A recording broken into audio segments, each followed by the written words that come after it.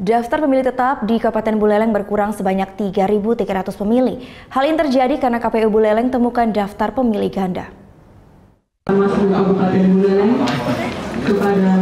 Komisi Pemilihan Umum Buleleng akhirnya menetapkan sebanyak 555.555 pemilih tetap. Dari DPT yang ditetapkan, KPU Buleleng mencoret sebanyak 3.335 pemilih. Dari daftar pemilih sementara, KPU Buleleng memiliki data pemilih sebanyak 558.890 pemilih. Banyaknya daftar pemilih yang dicoret ini lantaran banyaknya ditemukan pemilih ganda. Sementara itu, Ketua KPU Buleleng Gede Suwardana menemukan sebanyak 2.772 pemilih yang belum melakukan perekaman EKTP. Meski pemilih yang belum melakukan perekaman EKTP ini masih bisa menyalurkan hak pilihnya.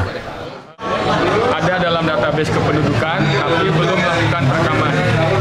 Nah, atas dasar itu maka kami mendapatkan data dari Dukcapil bahwa pemilih tersebut diberikan suket atau surat keterangan kolektif yang nanti digunakan oleh pemilih dalam pemilihan gubernur dan wakil gubernur pada tanggal 23. Berkurangnya jumlah pemilih kali ini berdampak pada jumlah tempat pemungutan suara. Jumlah TPS yang sebelumnya sebanyak 1.080 TPS yang tersebar di 148 desa dan kelurahan di Buleleng. Untuk Pilkada Bali nantinya, TPS yang ada di Buleleng pun bertambah sebanyak 1 TPS yang berada di Kecamatan Buleleng. Sehingga jumlah TPS pada pemilih gubernur dan wakil gubernur Bali di Kabupaten Buleleng menjadi 1.088 TPS. Putu Wijana melaporkan untuk NET.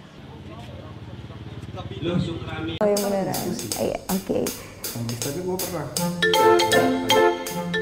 Nah, udah kan nonton beritanya? Jangan lupa di subscribe, di like, dan juga di komen ya akun YouTube dari Net Bali. Terima kasih yang udah subscribe. Yang belum, jangan sampai lupa di sebelah sini nih.